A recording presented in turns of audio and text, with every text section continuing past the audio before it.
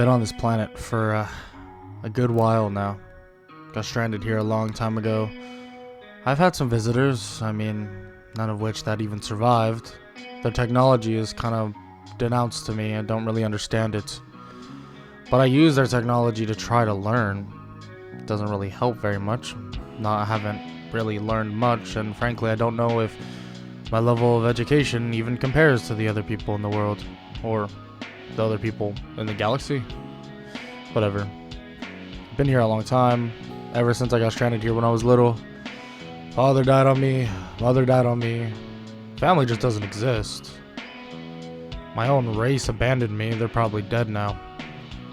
But, who cares, right? I got a big fluffy green giant and some other things on this planet. They're all scared of me now, except for the big fluffy guy. I kind of cut off his ear on accident, though. He's probably mad at me about that. But, well, maybe one day I'll get off this godforsaken rock, because I know damn well I can't fly these spaceships. Naofumi Iwatani, on a planet isolated on his own, was searching for a way out. And one day that way out would fall upon his face. He'd see it and it would glimmer, it would glow, and it would begin to shine a yellow color, sending him to a brand new world.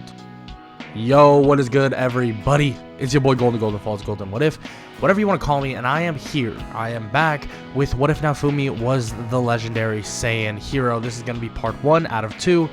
If you can tell by my voice, I am a little stuffed up. I have really bad allergies at the moment, so I'm kind of dealing with that. So bear with me. My voice might sound a little different, but I definitely wanted to record this for y'all. With that said, I'm not going to waste any more of your time, and let's just get right into the what if. Let's get it. Naofumi then appears in a brand new world. To the left of him, there were 3 other people. He didn't know who they were, and frankly, he hasn't seen people in a long time. He immediately walks over and begins analyzing these said people, and they're confused. Why the hell is he looking at them like that? And he just asks them what race they are, and they kind of take offense to this, but Naofumi doesn't really understand why they would. But he kind of just shrugs his shoulders, looking at them to see that they have a sword, a spear, and also a bow. Naofumi, on the other hand, doesn't have anything, just his tail. He looks back toward his tail to see that there's actually a gem in it, and it seems like that gem moves around his body. It will be on his tail, but then he can actually make it so it's at the middle of his back. He's confused. How the heck did this gem get in his body? He begins to kind of panic, but that's until these knights begin to approach their seemingly jail cell of some sorts, but they begin to explain that the king wants to speak with them, and they are the summoned heroes. So they listen, they follow along with the knights, and they approach the king. The king begins to explain to them why they were summoned here. Mankind is under siege of these things called the waves, a series of demonic invasions, and basically these are completely destroying their world and their country. And the other heroes say that they need compensation, that they better be paid properly. If not, maybe they'll become their enemies. Well, Naofumi doesn't really understand what's even going on, saying that he'll help the best he possibly can, and the king looks at him in confusion, seeing the tail, wondering who this person even is, and actually thinking that he might be a demi-human. How is a demi-human able to be summoned as one of the heroes? And he doesn't even have a shield. It must have been a fluke.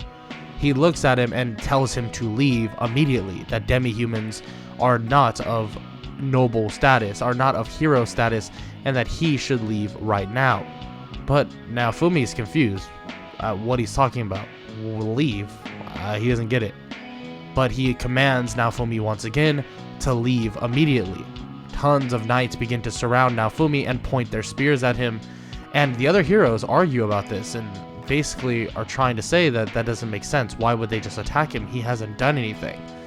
But the king says that this is a false hero, that he needs to be kicked out. And the other 3 heroes, they aren't really man enough to do much. Naofumi gets kicked out, and his little stunt as a quote-unquote hero is kind of done. He's confused. Why did he just get kicked out like that? It feels just like what happened when he was a young child. Him and his father and his mother being kicked off of their own planet. For what? For what reason? Naofumi is at the moment pretty level-headed, and he just wanders off, wondering what he for one did, but also what he can do from here on out. So he begins to try his best to learn what's going on in this world, actually speaking with one weaponsmith by the name of Elhard. Elhard begins to explain to him that this world has basically statistical stat bonuses, and explains to him anything he possibly can about the world, and saying that the heroes supposedly have their own little leveling up system, in which Naofumi eventually, after some struggle, finds. He doesn't really understand it, but he only really understands fighting. He knows how to fight, he knows how to kill, and he's learned that through the planet that he was on, and this will be a good way to actually level up. He asks if maybe he can give him proper armor or different clothing. Maybe some better clothing than what he's wearing? He asks this, and he asks if he can somehow get some sort of martial arts gi, or maybe some Saiyan armor. And, well, he doesn't know what Saiyan armor is, but he says that he'll give him a martial arts gi. He actually has one in the back. He throws it to him, and he puts it on, it being green and this dark blue color. And he says that that doesn't have to be of any charge. He's actually heard the rumors of what happened, that he's some false hero, but Elhard says that he seems like a nice guy. There's no reason to be mean to him. And obviously Naofumi thanks him for this, and he heads off to go fight some monsters. Running into these small balloon-like animals, he's easily able to just grab them and smash them, killing them basically instantly, almost on impact, running around hitting more and more of these creatures, defeating them with relative ease. Naofumi and his Saiyan blood begins to boil. This want for a challenge, this want to just fight now. It's even stronger than it's ever been. He's never fought a true monster that could actually keep up with him. Frankly, he still hasn't in this world, but everything's so different. It's not like back on Vampa. It's not like back on that planet that has these monsters that just, for one, want to kill you, but are just disgusting. This is different. It's so much more peaceful, but at the same time, he still wants to fight them. He wants to fight the monsters. Maybe he could even fight the heroes. That would make him stronger as well. He begins blitzing through the forest, just destroying all the monsters, including the forest itself. It's practically just a flat land now. Naofumi stands there after the day is over, panting, tired from all the basically fighting he's done, but a smile is on his face. He's never felt so happy in his life. But that happiness won't last forever. It won't last at all. He goes and heads to this hotel room, but unfortunately he has no way of paying for it. He has no way of actually getting a room to sleep in, so he's forced to sleep outside, which doesn't necessarily matter to him, but he just rests, sleeps, and then he just hangs out. He sleeps amongst the monsters, in which they all fear him that are in the forest. Frankly, even if they try to kill him or hurt him while he's sleeping, Naofumi will handle it with ease, with relative ease at that, and he just relaxes, rests, and just waits for the day to basically complete. That's until he wakes up, feeling multiple guards grabbing him and pulling him away, and he breaks free with ease, looking at them, questioning why they're even putting their hands on him, and they say that he cannot be out here, that he has to leave the country now. But Naofumi refuses, saying that he's not doing anything to them, but they begin saying that he's hurting the wilderness. But Naofumi says that that's ridiculous, that sounds really dumb. The other heroes are basically killing monsters as well, aren't they? And the knights don't really have a rebuttal for this, but immediately point their spears at Naofumi. Naofumi just walks by them as if it was nothing, and they try to thrust their spears into Naofumi's back, but he slaps them away, shattering the spears entirely. He begins to walk by this this eerie looking underpass. And when he walks by, the knights begin to chase him, but just as they do, they're taken away, grabbed, dragged away, and murdered by this hound of some sorts, and dragged into this building and disposed of. A man walks out and introduces himself, begins explaining to Naofumi that he is the owner of this so-called slave market. Naofumi barely even knows what a slave is and questions what is that, and the man says that it's basically someone that will help you, work for you, and they don't really have a choice in it. Naofumi says that, well, obviously everything has to come with a price. He just tried to get into a hotel room but couldn't get in. So, I mean, what is his price? And he shakes his head. For you, my boy, nothing. Just follow me. I just need your attention. He walks with the slave market owner and he begins to look around, seeing monster after monster.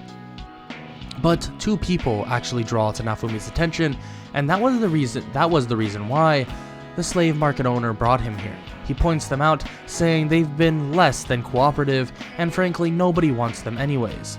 He looks at both of them to see one of them, a woman with a tail, and another, a woman or a little girl with a tail and these raccoon ears. He looks at one of them and asks if what race she is and where she's from, and she says that she's a demi-human. But Naofumi is confused. I mean, he's not a demi-human himself. I mean, he's a Saiyan. Is she a Saiyan and she just doesn't know it? Or are they actually demi-humans in this world of some sorts? And he asks why would he just give those two to him? And the slave market owner says that he can tell that Naofumi is going to be useful in the future and he can pay him back later. And he's sure that he'll get the money in no time. Naofumi nods and says that he'll take them both, but the slave market owner begins to say that he will have to put a slave crest on them. But Naofumi shakes his head, saying that there's no reason to put a slave crest on two people that don't even want to cooperate, that don't even want to live. And he's shocked to hear this. Naofumi, of all people, is saying this. He seemed so hard-headed, so clueless to this world, but Naofumi says that he felt the same way at one point. He felt that there was no forcing somebody to do something that they knew that needed to be done to survive. So frankly, he knows that they'll cooperate, especially with him, especially because he's one of the heroes. They're both shocked to hear this, saying that they thought he was just another demi-human, and well, more the female Saiyan, or the female demi-human, the larger female demi-human, keeps saying this, but Naofumi is going to reference her as a Saiyan and even ask her name, and she begins to say that she doesn't have a name. And Naofumi begins to think, how does Kefla sound? Sounds like something that would be from my homeworld anyways, at least something right for a female Saiyan. And she nods, saying that that's just fine. She exits her cage, and Naofumi helps Raftalia out of her cage as well and picks her up, asking if she's okay. She nods, basically scared that she'll be put away again, but the slave market owner does say that she has a cold, and frankly, if they're not careful, she may die soon. So Naofumi is going to make sure that she gets the cure that she needs, and asks how to even get that. And that is going to be through some medicine, but frankly, Naofumi doesn't have the proper money to do so. But with all of the killing and all of the, well, you can say destroying of the forest, he has plenty to sell. So he goes to a nearby shop and sells it all, getting not too much money, but a decent amount. And when they try to unfairly, well, charge him or make it so that he doesn't get much money out of it, he basically threatens them and says that they'll give him a fair price or else, eventually leading to them giving him that fair price. He trades in all his stuff for money, and then buys her the means of getting this proper antidote for her flu. A couple days pass, and she's actually feeling a lot better, and their training finally begins. But in this case, nobody is using a weapon. He even goes to Elhard, and Elhard suggests this for especially Raftalia, and maybe even the other woman by the name of Kefla, but he says that no, that they will not learn how to use swords, that there's no reason to do such a thing. not when he's here. And they begin to train in the art of just fighting. Martial arts, brute strength. That's what he's trying to teach them. They can use their bare hands to fight. They don't need a flimsy sword. They can vaporize, basically destroy, snap swords in half. It doesn't matter. If you know how to use these, your fists, your whole body is a weapon. And he explains that from the very beginning. And their training begins. They're all sent around, dashing around, hitting things throughout the forest. And Naofumi even begins to fly around, in which at this level he's actually earned the skill of flight, but he doesn't know that. He just believes that he's slowly but surely learning how to use his ki of some sorts, something that all Saiyans were able to use back when he was, well, in his other world, and he begins trying to teach them how to use ki as well, in which it's a lot harder for them to learn, especially because Naofumi, for one, isn't the best teacher, but also he didn't technically just learn how to use ki, he leveled up to the point where he could use it, now being at a level of 25 very quickly. As a matter of fact, he is able to teach them how to use it, but frankly it's nothing perfect, especially nothing polished just yet. Raphtalia is able to struggle, hover, and well, Kefla is able to hover, like cleanly, but not able to fly. Ki blasts are a whole different thing. Naofumi barely uses them, but shows them off here and there, saying that his brute strength is just enough, and that it doesn't really matter if he can shoot ki blasts or not, but these could become very beneficial for them. So that's what they begin learning. Frankly, their levels don't really skyrocket during this time, especially because it's all just a learning curve for them. Naofumi, on the other hand, does level up a bit, and basically assists levels them up by killing things himself. He gives them levels as well, but they're only about level 5 and level 5, so it's not too big of a leap. With the problem of money coming about pretty quickly, and frankly him having to sneak around Melremark because everybody there for some reason doesn't like him, he has to actually ask Elhard about this, about what's the best way for him to get some money. Elhard begins to explain that there is a nearby village by the name of Village of Loot, or Loot Village, and they really don't have too much connection with the Melremark Kingdom, so they probably won't hate him there, or at least, hopefully. So he sends him off over there, and he arrives at Loot Village. When he does, he's actually greeted with relative, you could say, niceness. He actually explains his situation, and they're pretty good about it. They don't really mind actually letting him stay there for at least a couple days and pointing him in the right direction. Frankly, he can kind of work his debts off, so it wouldn't be too bad anyways. So him, Raphtalia, and Kefla head over to the nearby mine to hopefully make a nice little buck. When they head over there though, they begin mining and seeing that there is some good stuff here, but just as they think everything is peaceful, well, a two-headed monster dog appears, staring daggers into Raphtalia, freaking her out, making her jump backwards and scaring her completely. And Naofumi realizes that she must be fearful of this monster. Maybe it's because of this so-called wave?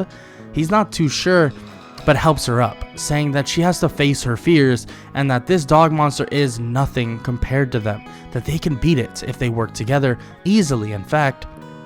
And Raphtalia is shaking. She doesn't know if she can actually do it, and Kefla and Naofumi basically tell her that she can't, that she just has to focus. She has to focus hard and make sure that she remembers her training. Anything she's been able to do so far, she's gonna be able to beat this monster dog right now, right here.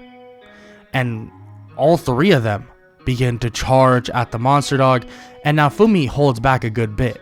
He knows that he can actually defeat this thing probably on his own, but he wants the training for them as well, and Raphtalia is able to land the final blow. But once she does this, all this pain and suffering begins to basically leave her. She's so happy. She seems very, very at peace with what just happened.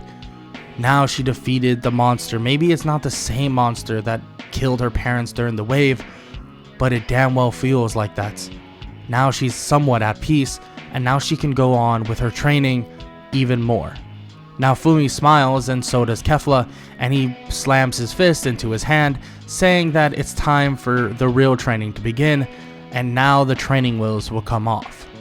For the next month, they begin leveling, preparing for this next so-called wave. But frankly, he's not around Melromark, or at least the kingdom, at all. They don't want him there, and he frankly doesn't care. So he decides to actually ask about some things. Ask about, well, other countries, if he can go there instead. And he's heard that there are other countries, and frankly, they have waves as well. He had no clue. He thought it was just Melromark, but he guesses that maybe every single country has them. So he decides that he's going to get some information from Elhard, in which he learns that there is a country nearby, and there's one by the name of Shield Frieden that supposedly does get waves, and maybe he can head over there for some actually better training, and frankly, they'll probably enjoy his presence a lot more. There's demi-humans over there, and they actually enjoy demi-humans, and they are like a family. So Naofumi decides that maybe it would be a good idea, but before he leaves, he basically wants to figure out when the wave is, and he talks to Elhard about that, and he says that the Dragon Hourglass will tell him that, but he's going to have to kinda sneak in, especially because they don't want him there. So his party just decides to just walk in. There's no sneaking in at this point. Frankly, him and his party are pretty confident. Raphtalia, basically a grown woman, and Kefla, who was already a grown woman, at a level of 25, and Naofumi at a level of 40. They're extremely strong and have techniques to back it up as well. Naofumi hasn't felt insane rage or anything like that, but it does rub him the wrong way that these people of this kingdom act the way they do. Not very heroic, not very nice at all for basically taking him out of his home world. Obviously, well, he was kind of on a deserted planet in the first place, so I guess this is nicer, but he doesn't really know how to handle his feelings in terms of this weird abandonment thing, this whole scornfulness that he gets from the kingdom.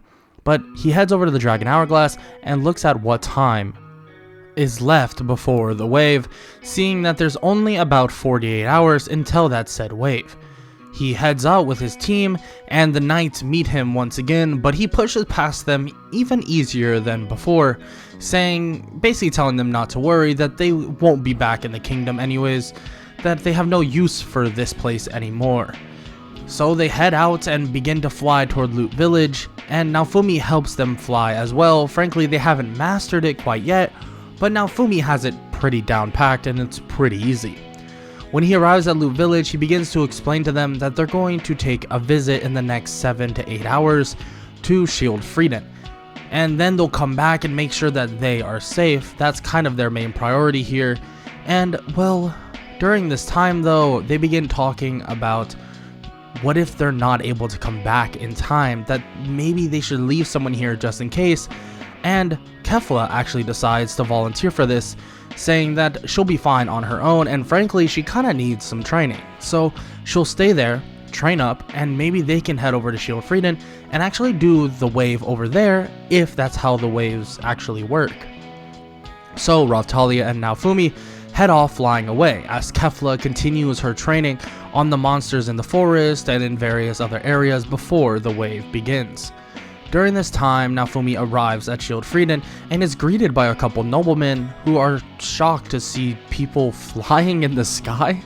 He explains that he was one of the heroes that were summoned, and supposedly he's not the proper hero they were hoping for. They look to see his tail and ask if he's a demi-human, and he begins to say that that's kind of what the others thought as well. The people in Melromark believed that he was a demi-human and actually cursed him away, more or less. And he nods, saying that sounds about right, and he apologizes that it happened to him. They ask if they're here to actually help them with the wave, and they realize that the timers are actually perfectly on par. The Shield Frieden wave is going to begin very, very soon, just as well. So they decide that they're going to stay there for the wave, and they basically just do extra training, finding good spots to actually do their training, asking around to see if there's any good places, and they find some decently high level areas. Some high level areas in terms of maybe level 30 monsters, and this training is very efficient, especially for Raphtalia, getting a decent amount of XP, getting up to a level of 32. Now both Raphtalia and Naofumi are bracing for the wave of Shield Frieden. The wave then begins. The skies begin to change, and they transport themselves immediately to the main boss of the wave. Seeing this boss to be some sort of manticore-like monster, a half lion, half scorpion type of monster, and it begins to try and stab both Naofumi and Raphtalia with its tail. Naofumi, easily able to dodge, smashes his fist into the face of the manticore, slamming it on the ground using its own tail.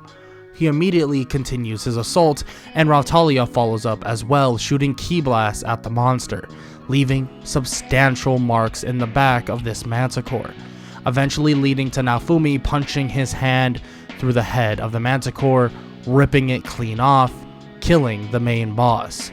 They fly back to the area of Shield Frieden to see that the wave in their area is slowly but surely cleaning up. And Naofumi decides that he's going to take the reward that they're going to give him, which is a substantial amount of money, and they thank him profusely for all the help. Naofumi decides to head back to Loot Village to see what's going on. When he arrives, he sees that it's actually handled relatively easily, and Kefla was able to handle it practically with no sweat at all, but the wave is still not over. It seems like the other heroes are just messing around, in which Naofumi is annoyed by, but he just goes to make sure that Loot Village is secure and sound.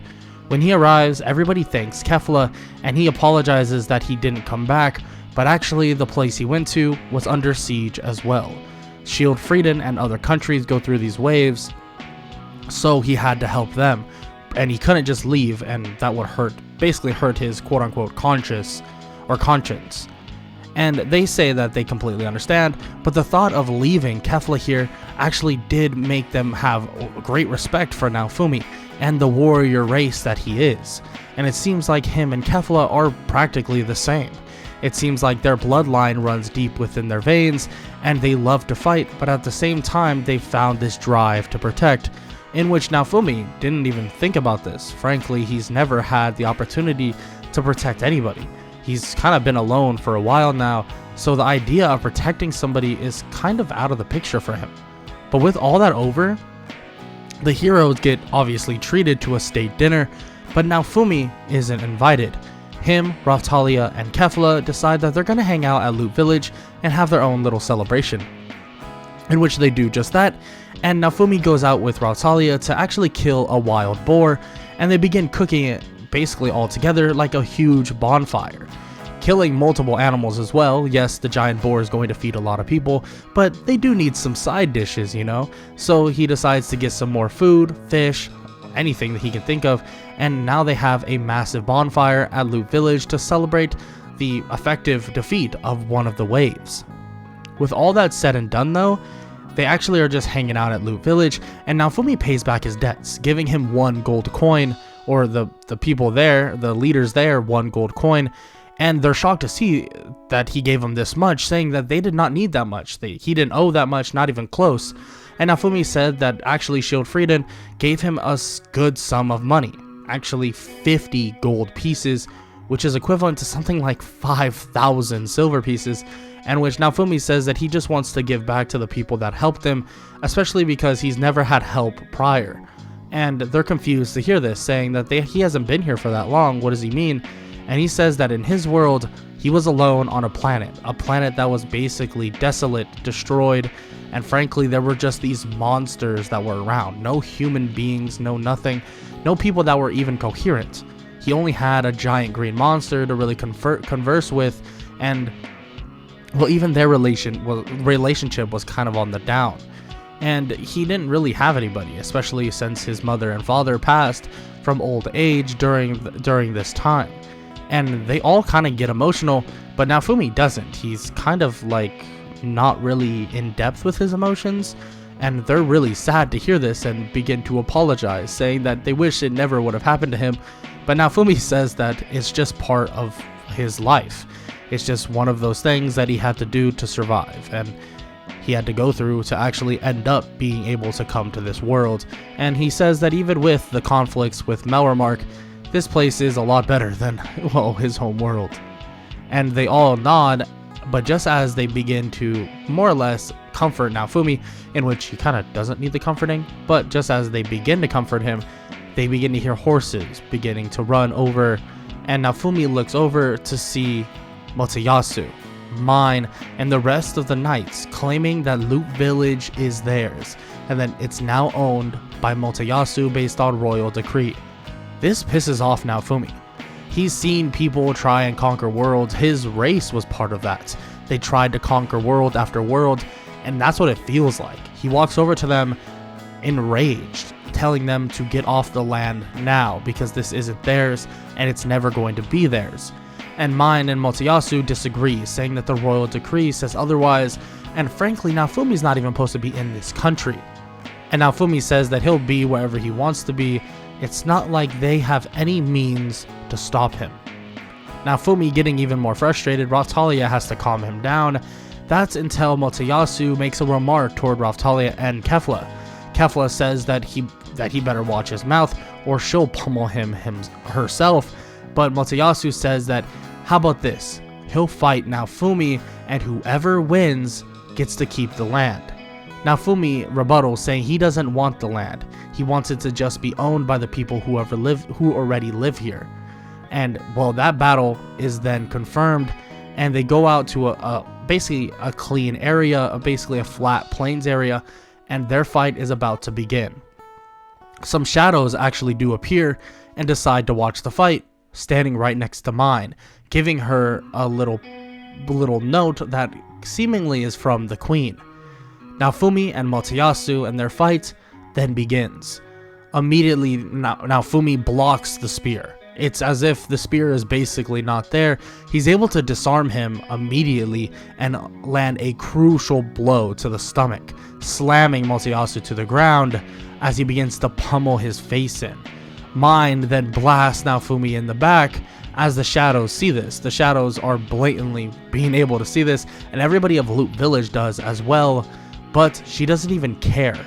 Naofumi falls back and looks back at Mine and points a ki blast to her and shoots it right at her. Motoyasu is able to basically parry that said ki blast because of basically how weak Naofumi made it. He knows that Mine is not strong by any means, so he doesn't really need to put a ton of energy into that said blast, but this did give Motoyasu a way to defend against it. Naofumi rolls his eyes and continues his decimation of Motoyasu. This is not a fair fight by any means. Frankly, Naofumi just outclasses him in martial arts, in strength, in brute strength especially. Even without a weapon, Naofumi is keeping up with relative ease, and every single time he gets hurt, he's just getting stronger. As a Saiyan like him, he seems to be adapting, learning, finding new ways to fight people in an instant. Throughout their fights, the longer it goes, the stronger Naofumi seemingly is getting, and he's getting level after level. It seems like long fights that he's never really had are gaining him tons of levels, and he continues to get stronger. But the rage within him continues to build. He's getting more and more mad. The fact that Motoyasu, the kingdom, everybody besides his party and Loot Village can basically treat him like garbage and not even think about it twice. What is their problem with demi-humans anyway? What do they have against them? I mean, he's not a demi-human, he's a Saiyan. But the fact that they think he's a demi-human, leading them to basically call him a filthy animal, that he's nothing, that he's trash. This infuriates him. He is basically about to level Motoyasu, and he slams his fist on the ground, but Raftalia is able to restrain him slightly, getting him to calm down, and they basically tell Motoyasu that it's time to yield, unless he wants to die. And Motoyasu gets up, saying that the fight isn't over, pointing the spear at Naofumi as he goes to plunge it into him, and he pushes Raftalia away, and he grabs the spear himself and begins to bend it. He's shocked to see this. How the heck is the legendary spear bending right now? It's going to break?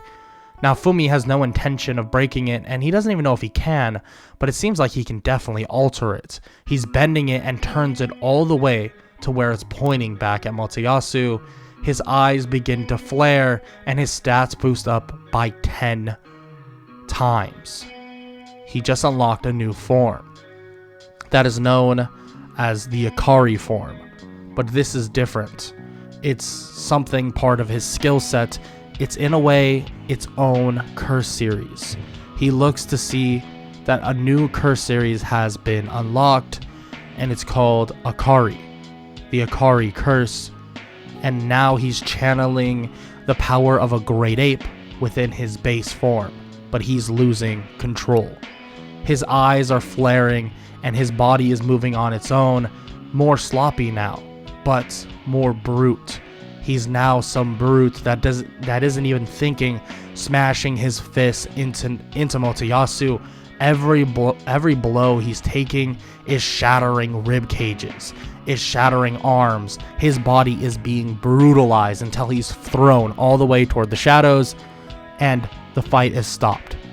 Motoyasu basically says that he gives up, but Naofumi's not done yet. He goes to charge at Motoyasu once again, but two people are in front of him, Kefla and Raphtalia, and on top of that, the entire village of Loot is standing there, staring at him, telling him that it's okay, that he won, that there's no reason for him to fight now. He drops out of the form and immediately passes out. It seems like this had a very harsh backlash on Naofumi. His body wasn't ready to channel all the rage he just did, and now, well, you could say that he is extremely powerful. Powerful beyond belief. Frankly, they got lucky that he didn't go berserk. He goes berserk, everything will die. Everything around. Monsters, humans, demi-humans, anybody, villages, countries, the world could be gone in an instant if they're not careful. But Naofumi will now know this after his nice little nap of about a day and a half. He wakes up, and when he does, he begins to ask Raphtalia and Kefla what happened. They explain the power that he showed, and he looks to see a new curse series has been unlocked. It seems like the rage that he was built up based on, well, all the kingdom's hatred toward him. He wasn't used to this in the first place. Yes, he was sent away for some odd reason he wasn't sure about, but this hatred is right in front of him. A hatred that he cannot understand, and a hatred that he'll really never understand. With that said though, Naofumi knows that they need to do something, that they need to get their own business done and over with, and says that they should try to travel to new cities or new towns. They should learn of new people and their existence, and see if there's any people in Melremark that would be on their side and would enjoy their company. Frankly, he needs some new places to make money, and also, he can't just go over to Shield Frieden. He doesn't want to just abandon the people here. Maybe they can find new people, slaves, or party members that can actually post up in certain areas if trained properly. This idea is put in their head, but for now, it's nothing that they can really do, at least right at this moment.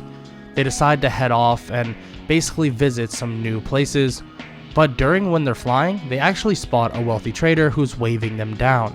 Naofumi flies down and he asks for a ride. He understands that they kind of fly on their own, but Naofumi says it's fine. If he's not afraid of heights, he'll pick him up and fly.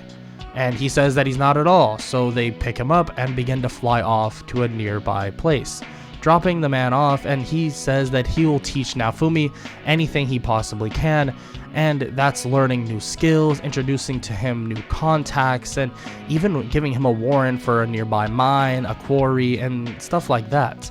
Nothing too dramatic, but this is going to give him a way to make some money as well.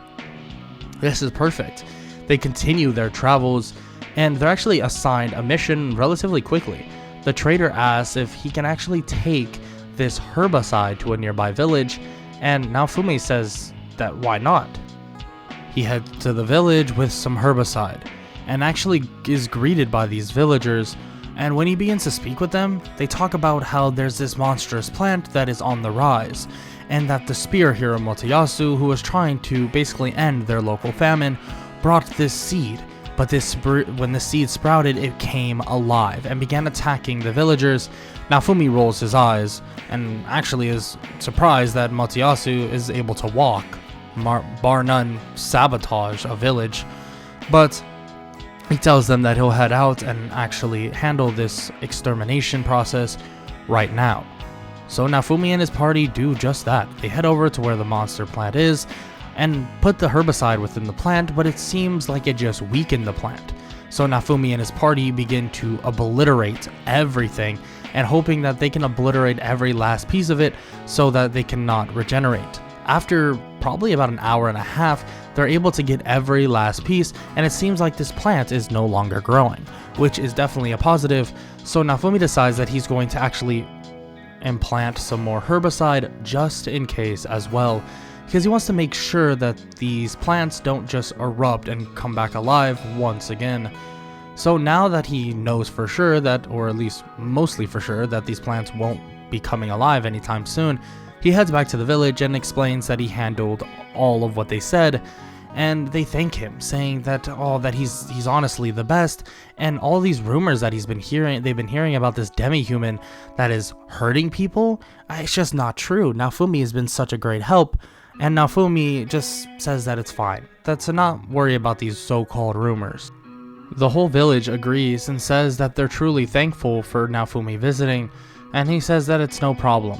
The chances of him visiting another time, though, it may not be high. He might not visit again for a little bit, and Naofumi apologizes for this, but they say that it's fine, and they ask exactly why, but he explains that, well, people like him, or at least that's what it seems, aren't necessarily welcomed here. And they say that he's always welcomed at their village, but they understand what's going on. That it seems like the kingdom of Melromark is really against him even being here, and Naofumi nods, saying that he's going to clean up some messes that he hears is happening, and then he's probably going to head off pretty soon.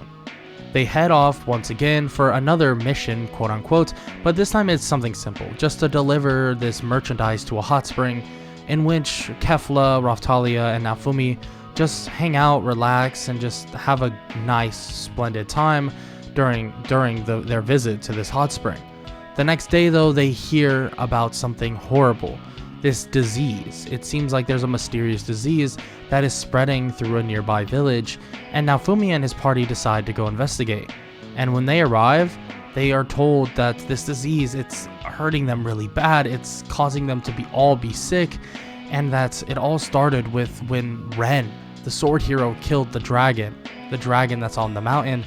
And Naofumi is shocked to hear this and immediately flies up to see this dragon that's decomposing, causing everything to basically die, creating this toxic-like area.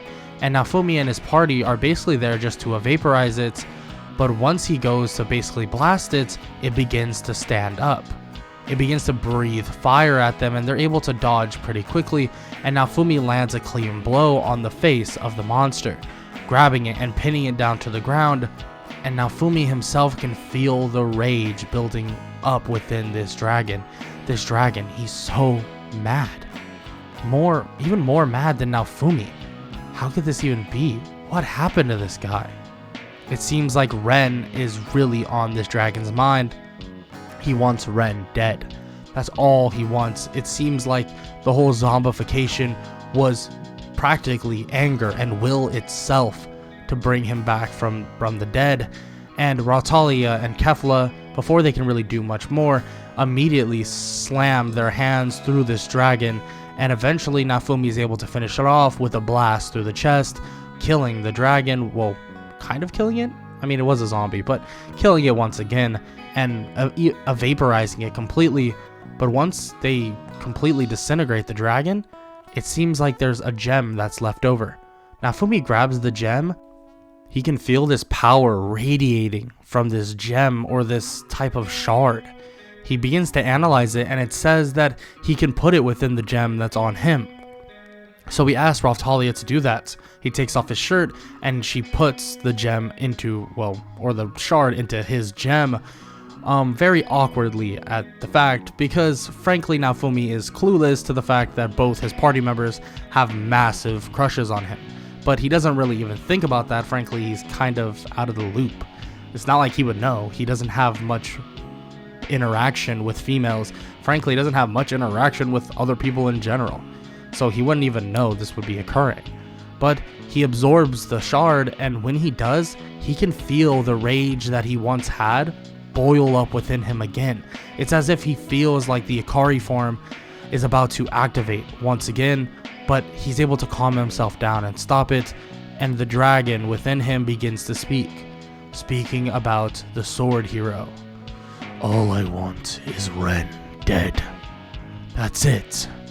And then I'll be rid of this. I don't care. All I seek is revenge. And I can feel it within you, Naofumi, that you want these people dead as well. Naofumi says that he doesn't actually want them dead. He just wants nothing to do with them. They've already caused enough hassle for him and enough worry, so there's no reason for him to even be around them. And the dragon agrees, saying that maybe they should just not help them at all. Naofumi rolls his eyes and says he's not going to take orders from a dragon, especially one that's dead. So him, Raphtalia, and Kefla begin to fly back to the capital. Maybe they can do something about this, but if they can't, well then they'll handle what they believe to be fit.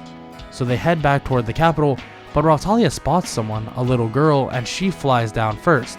Naofumi tells her not to do that because frankly they don't know who she is. But without hesitation, Naofumi follows down with her, and so does Kefla.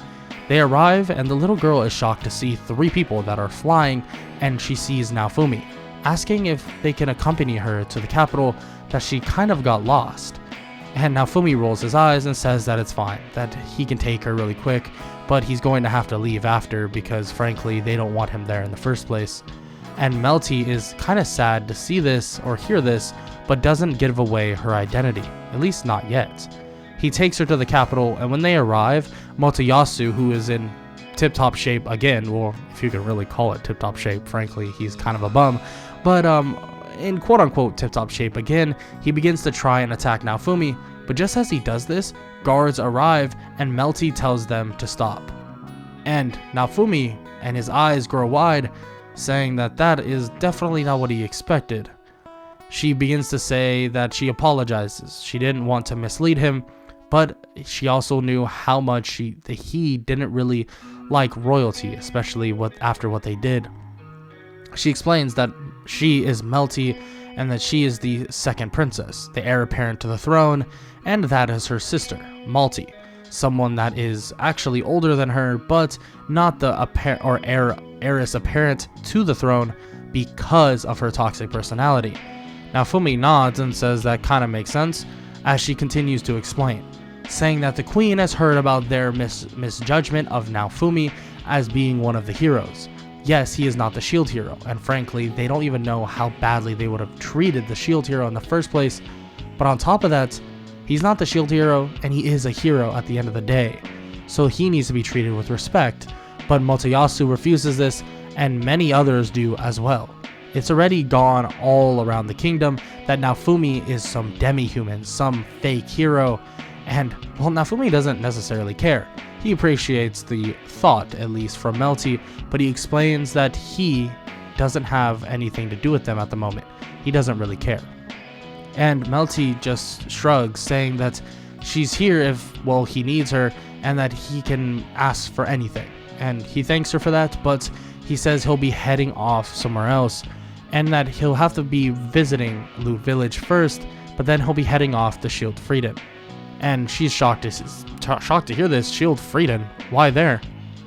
Naofumi explains that basically there's these other waves that are occurring over there as well, and he wants to progressively help all the nations and wants to train somebody that can help them. He might not be the best at teaching, he might not be the best at really learning new things, but at least Naofumi can more or less teach, kind of. It might take a while, but he might be able to teach someone in Loot Village to be strong enough to fight, in which he flies off after speaking with Melty for a little bit and saying that he'd come and visit to make sure that everything is settled down and that she's fine. He leaves with Raphtalia and Kefla, and he begins to basically walk through Loot Village speaking with the people there, running into this somewhat old lady who supposedly he helped during his travels. He explains that he doesn't even remember really helping anybody, but she says that in some delivery that he had, or at least during a delivery of the wealthy trader, he stopped to buy her house. And Naofumi says he really doesn't even remember this, But Rautalia says that it did happen.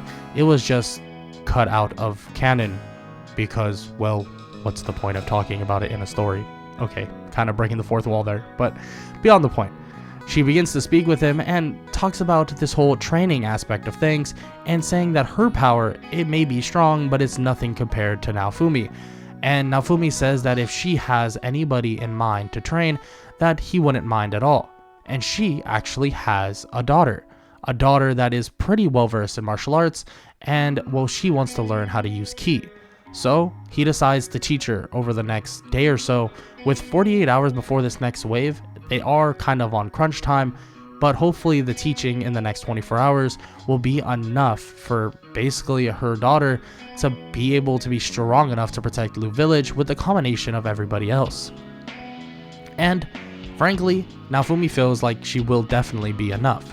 He thanks all of them for the help, especially over all this time, and promises to come visit, but frankly, Schildfrieden will be his home for now.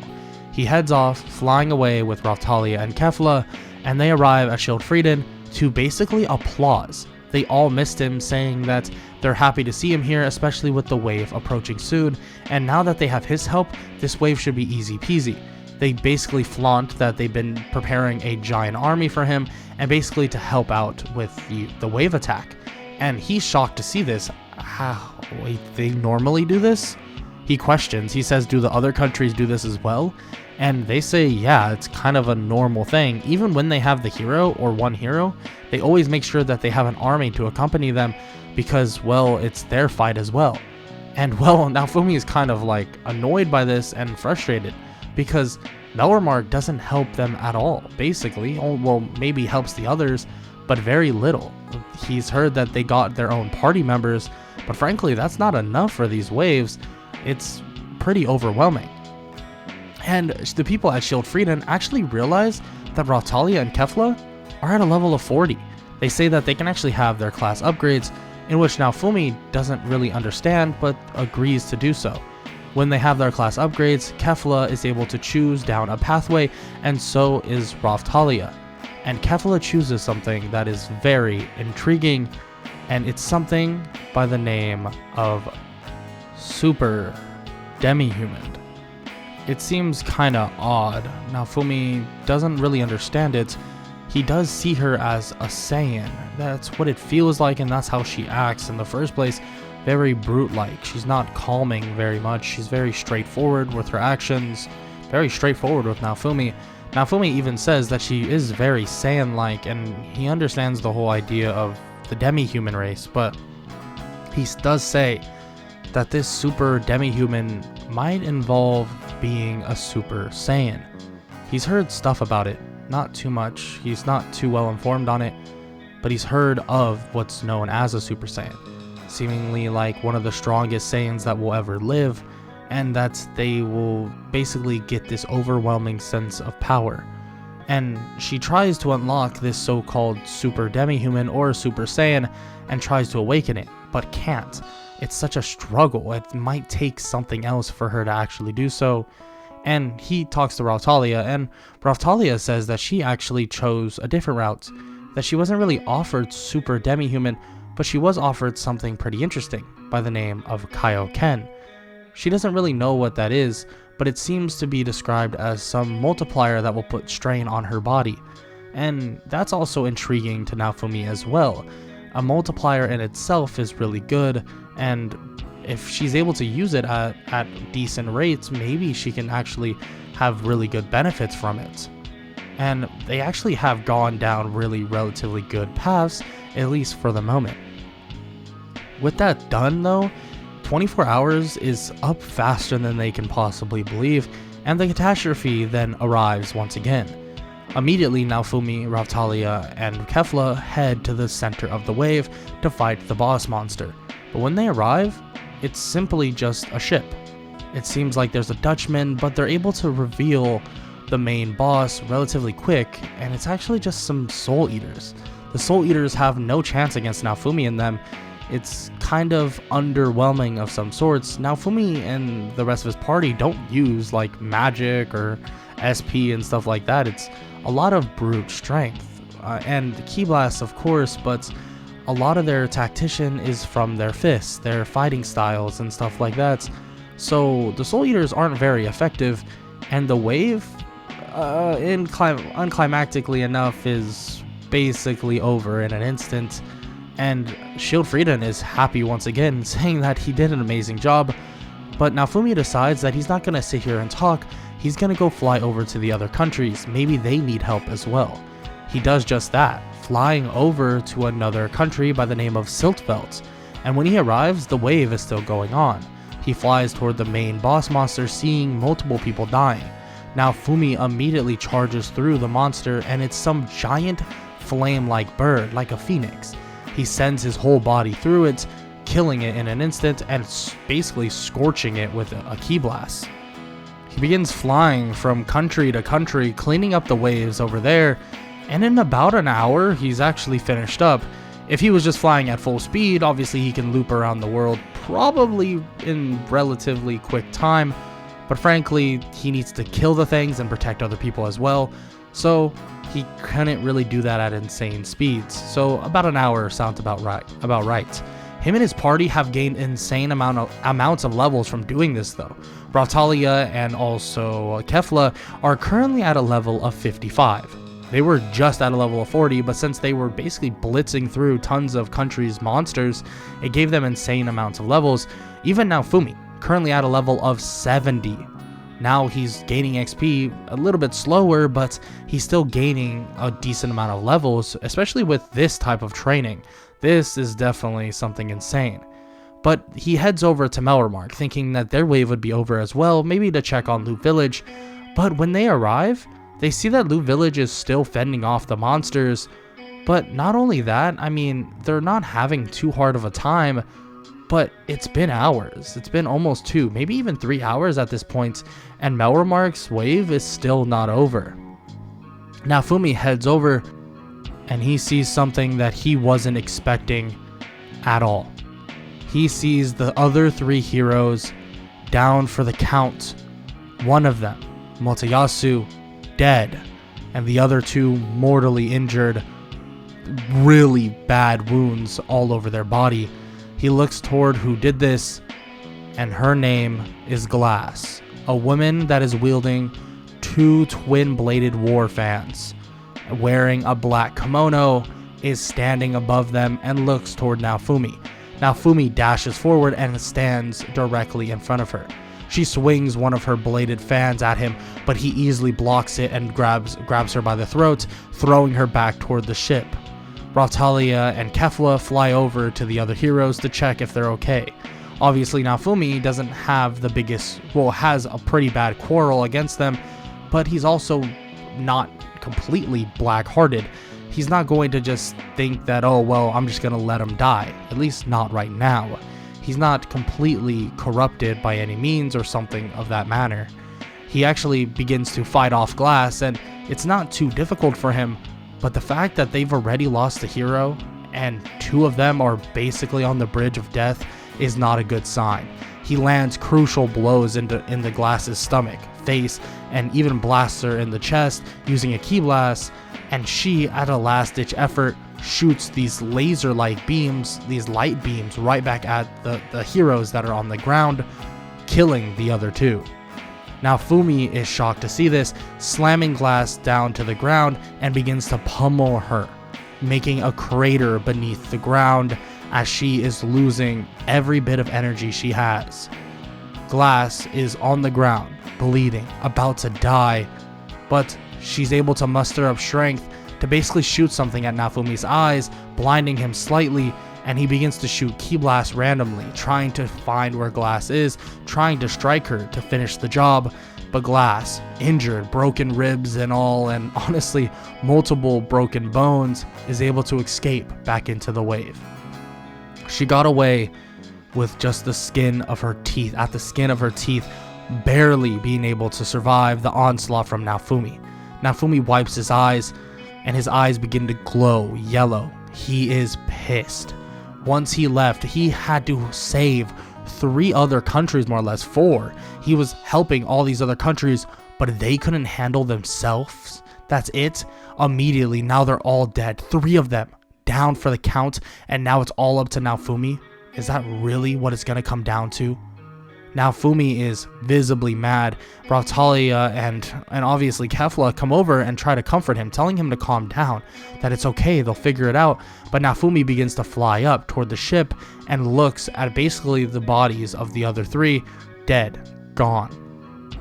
He looks at the parties of the three heroes that were once alive and tells them that they were useless. These heroes, they were useless. They don't matter. That they couldn't even defend one country. Naofumi was out there defending multiple. He shoots a ki blast, incinerating the bodies of the other three heroes, and his skin feels like it's boiling. Like he is at such anger, at the point of just anguish and madness, that he's going to just explode. He begins to scream as his hair turns yellow, and it seems like on top of his Ikari form, he's unlocked something by the name of Super Saiyan. He's unlocked a new form, and he's losing control. Begins to blast, just sending blasts everywhere, and even catches the other party members from the former alive heroes in those blasts. One mouth beam is all it took, and all of the party members are gone, dead. Mine, on the other hand, saw how badly they were losing, and she's already at the kingdom. She ran away right when things got tough. Naofumi is pissed, looking toward the kingdom, and he begins charging up a blast in his right hand and begins to point it toward the kingdom, but Raphtalia and Kefla hug him, telling him to calm down, saying that they can't do that. It's not the way that he wanted to go about things. He begins to twitch as if he's trying to revert back to normal, and he shoots the blast right back at the ground, exploding basically everything nearby, but not hurting anybody else. Well, the other people that he killed already are dead, incinerated completely, but in terms of the blast that was aimed at the kingdom, he didn't shoot that blast. Well, Kefla, Raphtalia, Naofumi, they collapsed to the ground. They were stressed out, especially trying to get Naofumi back to his senses, because if they lost him, it would have been over. Everything would have died here, and they're not strong enough to protect these people from the waves, especially if the waves truly get stronger when the other heroes die. So Naofumi decides that, well, it's time to take a visit to the king and talk to his little princess. They go over immediately, and the king begins to accuse Naofumi of killing the other heroes, but he points a blast at the king and shoots it right by his head. Don't play with me. This is not the time. I don't have any remorse for you. I will kill you right here and now, if I so choose. But I will tell you, I wasn't the one that killed them. It was someone from the wave, a last-ditch effort to try to get back at them. I don't even know what her name was, but she wanted them dead for some reason, and it took 3 of them, and they couldn't do anything. I defended every other country with my party, and we did it with ease. But they struggled that hard against one wave from one country. Naofumi is livid at this point and is screaming at the king. Mine tells him to shut his mouth, that a person like him, a demi-human, a useless piece of... But as she says this, she's cut off. Well, literally cut off. She gets both of her arms cut off, one by Raphtalia and one by Kefla. They immediately pile drive Mine into the ground and pin her to the ground using some key-like attack, but it's more like some key manipulation, basically pinning her to the ground as she screams in agony. Raphtalia seals the wounds by using her ki and the heat from it and leaves her on the ground. The king is shocked to see this, and well, Naofumi says that, well, he or she's lucky that Naofumi didn't attack her, because Naofumi wouldn't have just took her arms, he would have took her life. And he wants to do it to the king as well. He wants to take his life as well, but he won't, out of respect to the youngest daughter of his. He won't. But just know that he won't be protecting Melromark. That won't be his main priority, so they'll have to figure something out. Just maybe they will. There's no guarantee. He begins to leave, but as he leaves, someone stops him. It's a shadow. A shadow gives him something, this weird emblem, and he looks back toward the shadow, but she's gone. He looks and throws it to Raphtalia and asks her if she can figure that out. And while they're walking out of the kingdom, she begins explaining that it must have something to do with the kingdom, or the kingdom's relationship with the church. The church? You mean the church of the three heroes? What? They're corrupt as well? I mean, wouldn't surprise me at this point. I should just nuke this whole kingdom. Raphtalia cuts him off, saying that wasn't the time to do so. They couldn't just destroy the kingdom. They need information from them, especially something like this. And frankly, the queen and also the youngest princess hasn't done anything to them, so their lives do matter as well. Naofumi agrees and apologizes for the comment he just made, but now there's an overlying problem. The waves supposedly will get a lot harder, a lot more difficult, and on top of that, they have to deal with a corrupt church that may be trying to take over the Melromark kingdom to make them even worse. With the kingdom currently flipped on its head, with Naofumi seeing the lives of the three other heroes completely dead, and their parties now gone as well. Naofumi has to deal with these waves, deal with these catastrophes, all on his own. But his main concern now is what's going to happen with the entirety of the world. What's going to happen with him?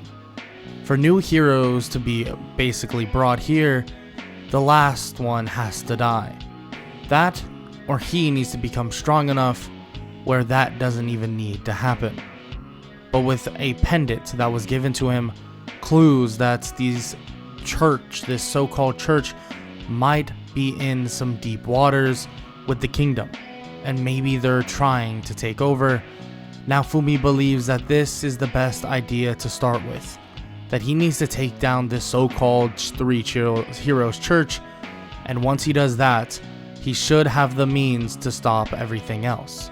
At least, hopefully. Yo, what is good, everybody? It's your boy Golden Falls Golden What If, whatever you want to call me. I'm back with the finale of What If Naofumi was the legendary Saiyan hero. As always, if you enjoy, make sure to leave a like, sub, comment down below. All of that stuff helps me. I'm on the grind to 20,000 subs. We're almost there. And obviously just watching the video in its entirety, commenting down below, all that stuff helps me a great deal, more than actually you probably even realize. And I hope y'all, like I said, enjoy this video, and let's just get right into the what if. Let's get it. Naofumi, Raphtalia, and Kefla now have left the kingdom and are trying to figure out what their next move is. Learning of where the queen's location is, Naofumi thinks that maybe the best idea is to head over to where the queen is.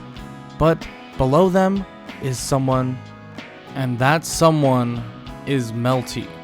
Melty is calling toward Naofumi as he flies back down and lands, telling her that she shouldn't be out here at the moment, that it's too dangerous, that everything seems to be collapsing really quickly. The royal knights that are behind her are just standing there, but they seem nervous. They seem awkward. Why are they acting in such a way? Melty explains that whatever happened in the past needs to stay in the past, and that they need to figure this out now. With the other three heroes dead, Melromark needs to be on a good terms with Naofumi. Naofumi says that there is no getting on good terms anymore. He has nothing against the queen, nothing against Melty, but he has a lot against the entire kingdom. At the end of the day, they only need him when he's the last man standing. And Melty doesn't know what to say, but behind her, one of the royal knights is about to plunge a spear into her back. But quickly, Naofumi breaks it and just shatters the spear entirely, and he points a ki blast toward all of them, vaporizing every last one of them. He tells Melty that it's not safe here, that safety definitely should be her main concern at the moment, and he picks her up and they begin flying away. She asks where they're going, and he says that they're gonna head to drop her off with the queen. Melty says that she can't do that, that she needs to help however she can over here, but Naofumi shakes his head, saying that it's pretty obvious. The church and her sister are trying to have her assassinated. With no other words said, Naofumi takes her all the way to where the queen currently is, dropping her off and explaining everything. The queen basically knows everything that's occurring, especially because of the shadows. She apologizes for everything that's going on, but Naofumi cuts her off quickly, saying that he has a lot to attend to and he can't really listen to apology. There's only him left. He needs to stop everything at the moment, make sure to shut down the church, and make sure that he will be able to stay alive for this next wave, or whatever is going to happen. So him and his party fly away, immediately heading toward the church. And when they arrive at the church, Naofumi points a key blast at it, and Raphtalia puts a hand on his shoulder, saying that maybe they should actually just go in and speak with them and see what's currently occurring. Naofumi rolls his eyes, saying that the time for talk is over. He basically just explodes the entirety of the church, which makes it so that part of the kingdom is also exploded as well. But in more specific area, the church is decimated. Everybody in there currently dead, but the Pope is not there at the moment. He is with various other followers, but a lot of the followers that were in that building were already killed. So now he has only about half of what he normally would have had. Naofumi begins to sense life energy, trying to find the Pope and his followers, eventually finding a large sum of them in a certain area. He heads over and the Pope is giving a speech that the other 3 heroes have died and that now it is the time for them to rise up and give judgment to the monkey. And Naofumi is basically just floating above them. As a couple of the followers look up, they're shocked to see him. Him and his party are already there. Naofumi goes flying at the Pope, punching him square in the jaw, but holding back immensely to make sure that he doesn't die instantly. Raphtalia and Kefla immediately start taking out, even forcing themselves to kill some of the followers. Mostly they're not killing them, but they have to do what they have to do, and if they're going to fight back with lethal force, Raphtalia and Kefla make sure that they can fight back with lethal force as well, defeating and killing a lot of them. The Pope begins to panic, saying that he needs the energy now, the power, the magic to power his ultimate weapon, but Naofumi grabs that said weapon and breaks it in half, tossing it elsewhere, and he's shocked to see this. How the hell do you have so much power? There's no way you have that much power. I do. And frankly, you are making things a lot more difficult. Naofumi grabs the throat of the Pope and begins to lift him up into the sky, flying higher, higher, and higher, and he throws him toward the sun. And when he comes spiraling back down to the ground, he slams into the ground and dies from obviously the really high fall. Naofumi comes back down to see all the followers either knocked out or dead, and a lot of the queen's either shadows or knights begin to round up everybody there. He sees the queen and Melty and says that, well, it's his time to head out, but maybe he'll be back pretty soon. The queen then informs him that there is tons of business to be attended to, and she promises she is nowhere near like the king and the other people that have been acting in such a way. She apologizes for the way they were acting, but Naofumi says that there is no apologizing now. It doesn't necessarily matter to him. He respects her daughter, or at least the smaller one, not the other one, but he still needs to get what he needs done. He has to go train, has to get stronger. If the waves get stronger based on how many of the heroes are dead, then this next wave will be 3 times stronger than any of them they've ever faced. Frankly, it's not going to be easy by any means. The queen understands and says that all she asks is if he checks in the next 3 days. That he comes through after 3 days to the castle and speaks with her. Naofumi shrugs and says that he agrees and that he's sure that he'll be able to pop by at least once. Naofumi and his party head out, and this time they're on a new mission to basically just cleanse the entirety of Melromark and its country of anybody who's evil. And that starts with this man. And they get information of this evil man from not only Raftalia, but also a nobleman by the name of Van Richnot. A nice, really loyal person that speaks with them and gives him information about this man that actually was the one who tortured Raftalia and also tortured various amounts of slaves, even Kefla. With the information and location of this person acquired, Naofumi says that they can head out and go handle it, but Raftalia and Kefla says that they want to handle it themselves, that they will bring justice upon this man and handle anything else that needs to be handled, especially in that place. This is for their home people, their race. And Naofumi nods, saying that he can actually head to Shield Frieden if they don't mind. He has some business over there, so it actually would be pretty beneficial. He then tells them though that to flare up their energies by a lot if they need help, that he'll go over and be there in seconds possibly. They nod and say that if they were trained and if they listened properly and took their training seriously enough, that they shouldn't need any help, not to beat this guy. They fly off, and Van Richnot looks at the two as they fly off and is surprised. It seems like they have such killing intent, but at the same time, they're peaceful souls. It's kind of odd.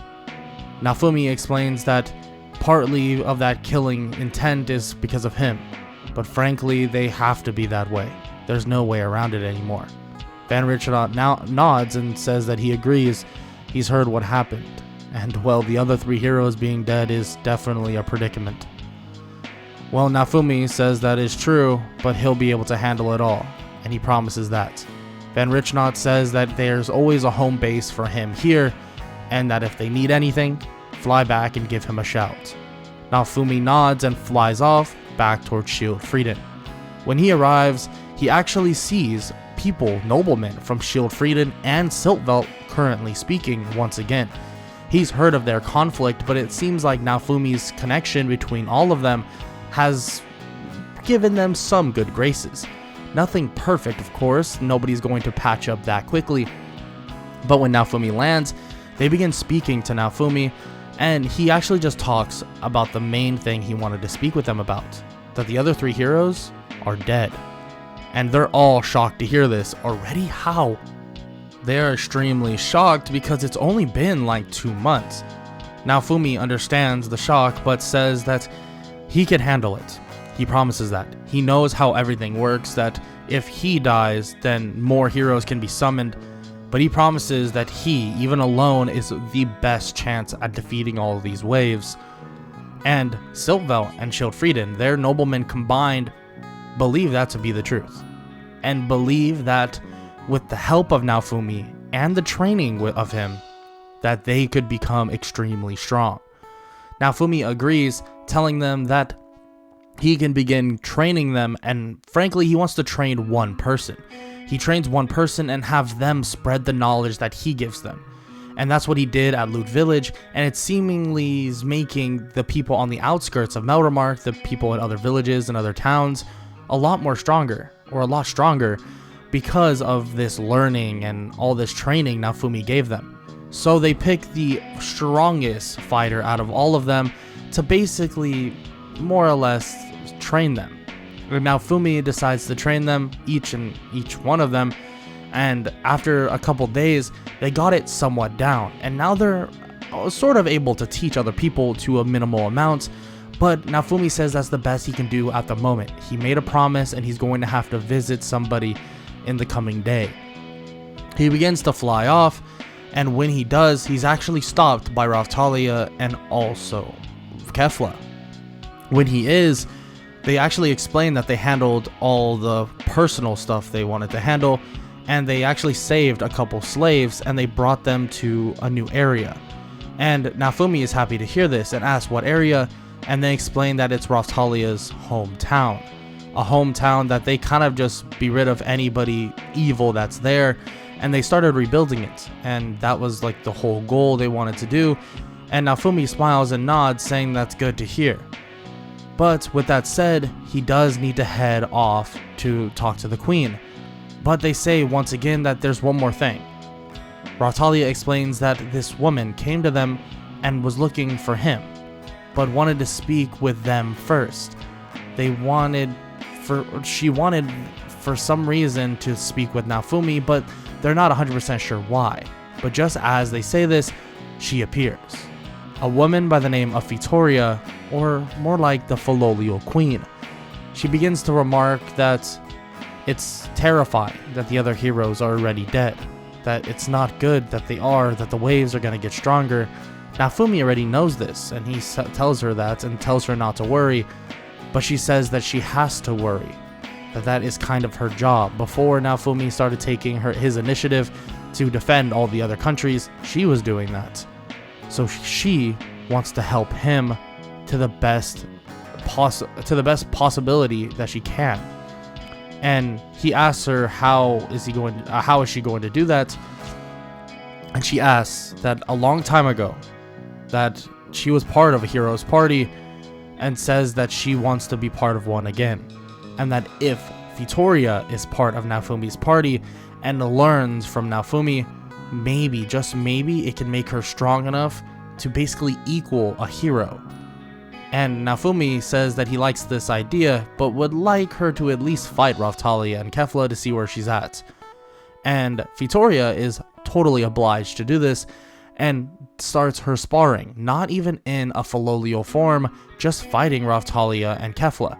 Yeah, don't get me wrong, Raphtalia and Kefla are extremely strong, but Victoria is on a whole nother level. It feels like she's almost on the level of like Naofumi. Imagine how strong she would be in his party, but on top of that, with training with the use of ki. Naofumi loves the idea of this, and this actually revitalizes the want for training of Raphtalia and Kefla.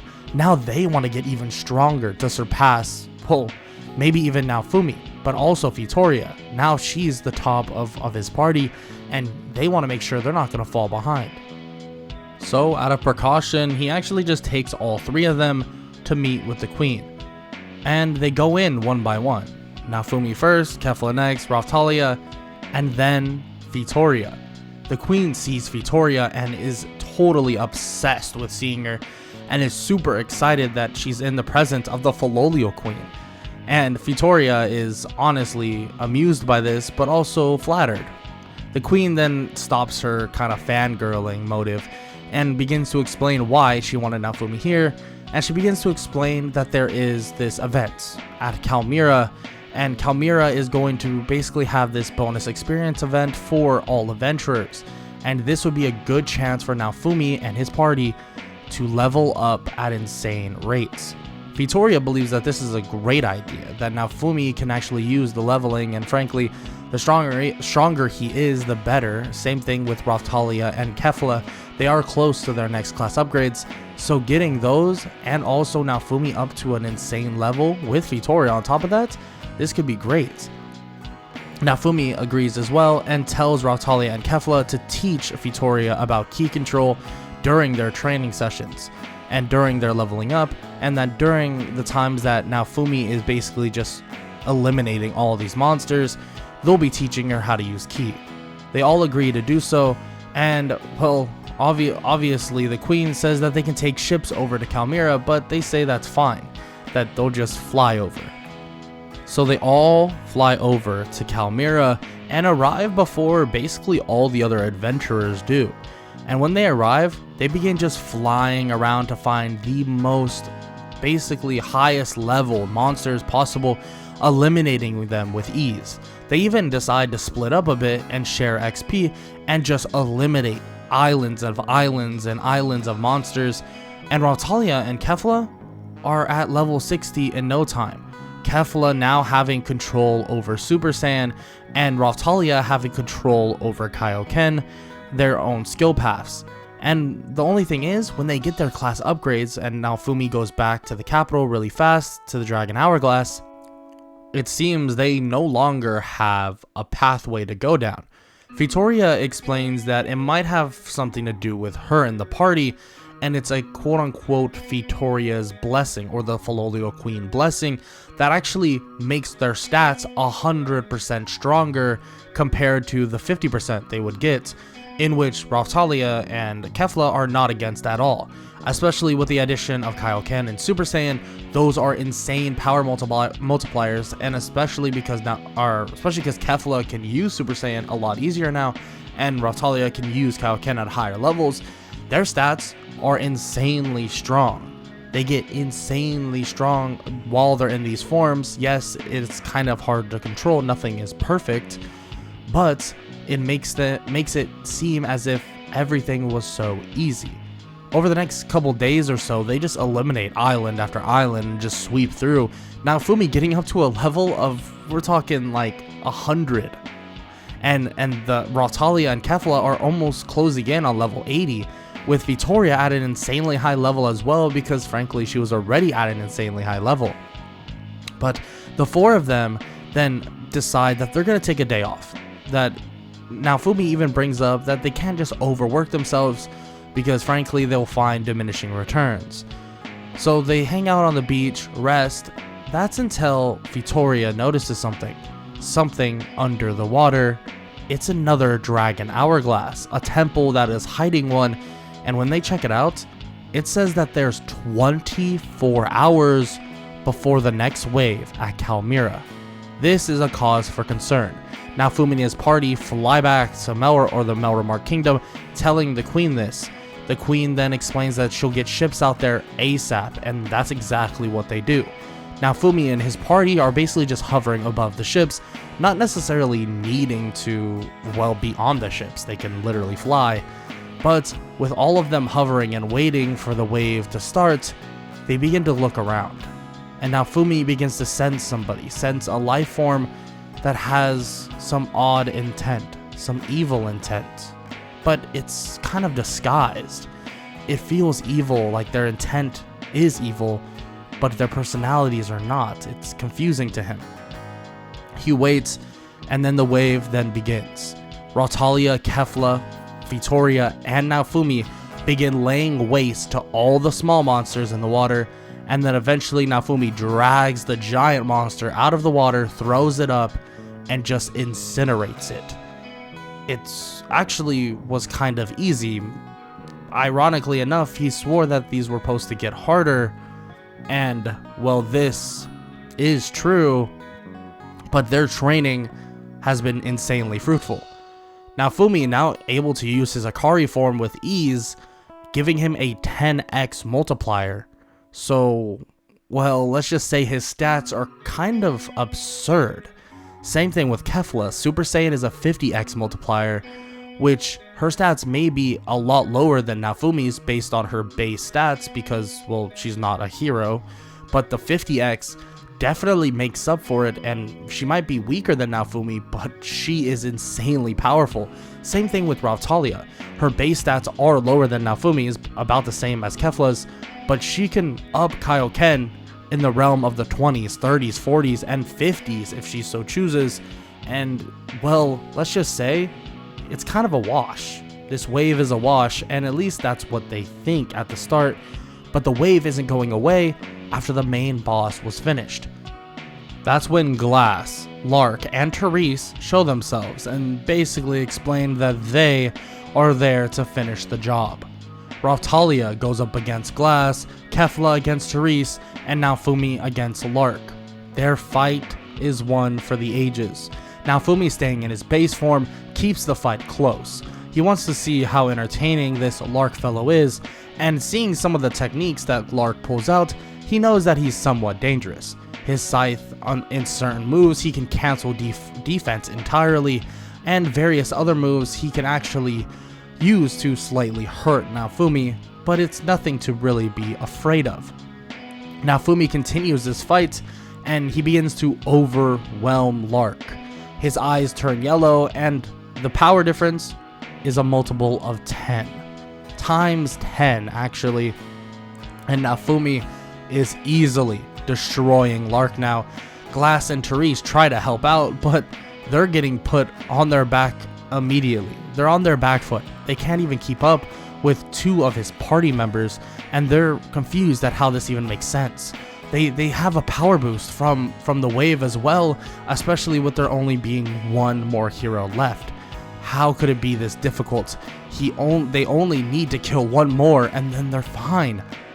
But out of nowhere, Naofumi throws Lark at Therese and grabs them both, throwing them at Glass, pinning them down and tying them up, and saying that the fight is over. That he doesn't want to kill them, but if he has to, he will. He pulls out a key blast, or starts aiming a key blast at them, and keeps on talking, saying that they killed the other 3 heroes, but he's already made a plan to make sure that everybody else is safe. So it's their choice.